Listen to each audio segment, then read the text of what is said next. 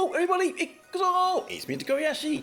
Today we're going to be having a look at the unique equipment wands for the Summer Ameth and the Summer Homare, who are, well, over 1 year old now. How time flies.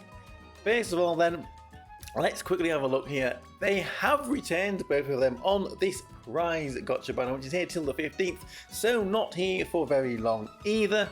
Alongside the Summer Homare and Ameth, we've got Summer Maho and Summer Neneka on this banner. All of them are pretty good characters. To be honest with you, Summer Ameth, the speed buffer for water magic, very high priority. Homare is the permanent character on there, so you could set the prize shards to her, and if you did get 145 of them while summoning, you could build her with them. Summer Maho is used now and again for fire magic, but as we're releasing more and more characters for that element, her role is going to diminish quite a bit, so she will probably be the lowest priority on this banner.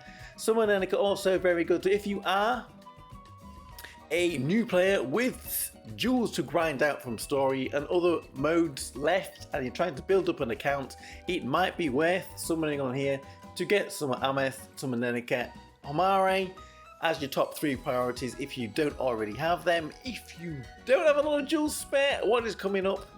You have to think hard before you trying to summon on this banner.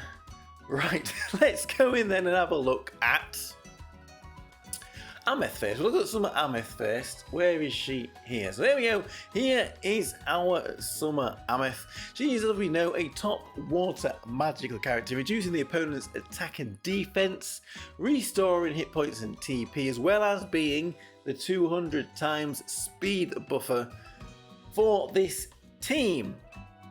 But this is what we are interested in today, this skill 1. And the skill 1 because deploys a barrier over all allies that negates physical and magical damage, also slightly recovering TP of the lowest TP ally, and continuously recovering allies TP in range, 300 range there.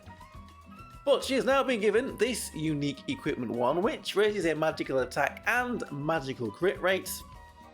As a character that's not really there as a DPS, the magic attack will help her to have higher healing, I imagine, because the healing will scale with magical attack.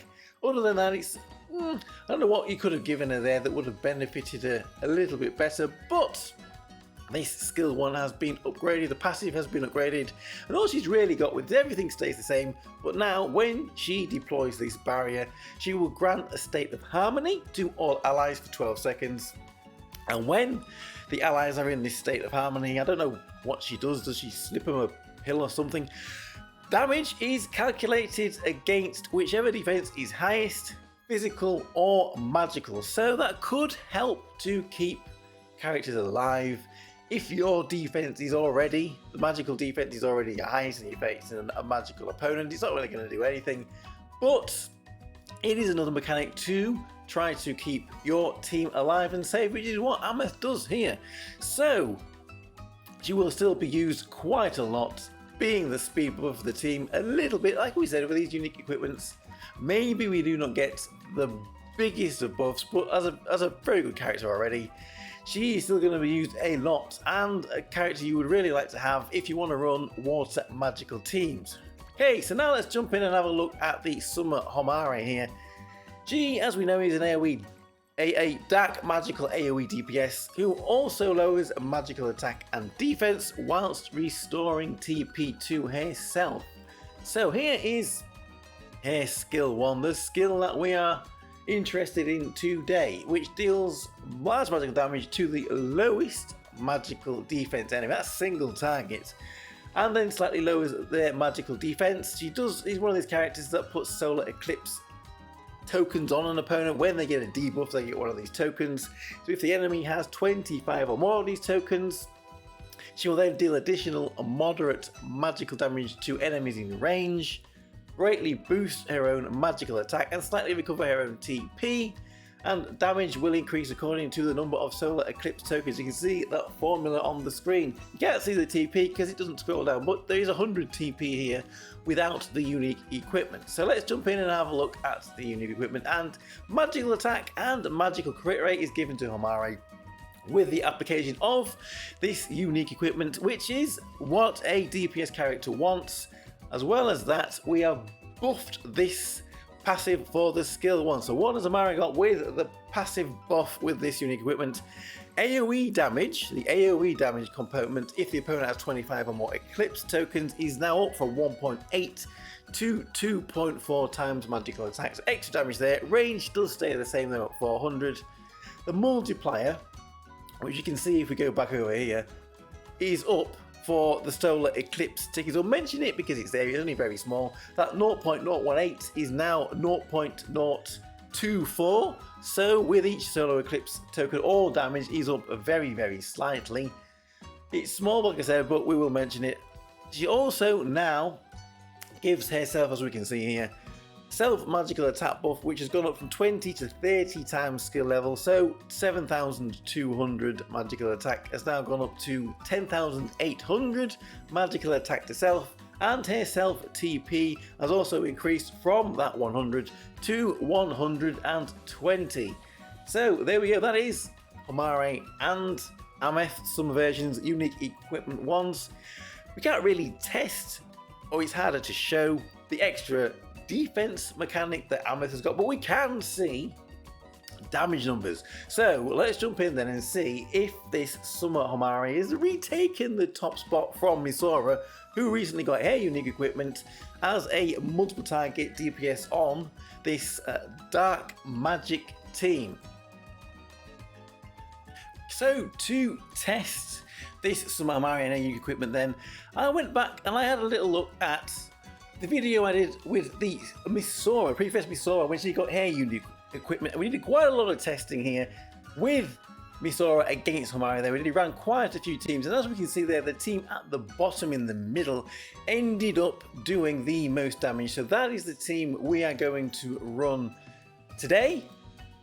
First of all, we're going to run it here with Homare here, summer Homare without the unique equipment on it. I still have not put the unique equipment on here. We will see what damage this team can do, and then we will put the unique equipment on summer Homare, and then we will compare the results. So we will be back at the end of this fight when we have a damage result that we can take as our benchmark. Coming back in then, we have got 18 seconds to go, and as we can see, we are about the same amount of damage as we did in the Midsummer video test. So this just shows how much more damage our characters are doing now with extra levels and the extra Princess Knight enhancements, all of these extra buffs that they are giving us with different mechanics in the game. It is absolutely crazy. So we've got 1.1 billion damage in the Midsummer video.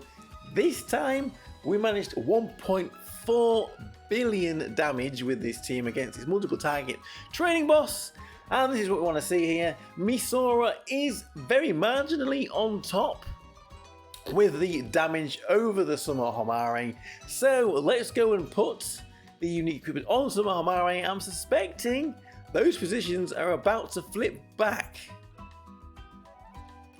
So you can see here we have just put the unique equipment on to our summer Homare here. It's up to level 290. So it is quite high leveled up. So let's jump back into the exact same fight that we had here. We'll go in. We have got dark magic buffs on there. Just check that. Let's jump in then with the exact same team. Now Homare has got her unique equipment on, and we will see what the difference in damage is this time. We will be back then very soon when we get a result. Right, we've jumped back in then with 20 seconds or so to go, and damage is still looking pretty good here. We can definitely see the improvements that are potentially here with this summer Homare with her unique equipment. Now, last time without the unique equipment we got 1.4 billion damage Damage is up now, 1.5 billion. Can we get a little bit more? Yeah, 1.5 billion damage. So damage is up completely. But here is who is on the top of the table? Homare, as she we saw her had a small window as the best DPS for dark magic. And now Homare has gone and jumped back on top again. Maybe it's only in this fight, but they are both still very good and probably will be used together. Right, I'll back 1 second, we'll get both of these images and we will put them next to each other. So here is the comparison then of damage done against this training boss here with some Homare and a unique equipment. As we can see, damage has gone up by 100 million, so 1.4 to 1.5 billion damage, and the vast majority of that damage has come from some Homare there. Here, damage has gone up from 500 million to 590 million damage. Misora's damage did go up very slightly, but not a lot. As we can see there, then this unique equipment has given some Homare a huge boost to her damage. And by the looks of it, she has now jumped back ahead of the previous Misora in terms of the best multiple target DPS on dark magic. As for some Ameth, here buffs have maybe not quite as easy to see, but if that state of harmony does keep your allies alive, you may not know about it, but the fact that they are still alive and you win the battle is very good. As a 200 times speed buffer, she will be used as well. So there we go, that is some Homare and some Ameth, and their unique equipment ones. Let me know what you think of both of these characters. I'm Tokkuri Yashi, thank you very much for watching, and I'll see you all in another video. Bye bye bye bye bye, hey!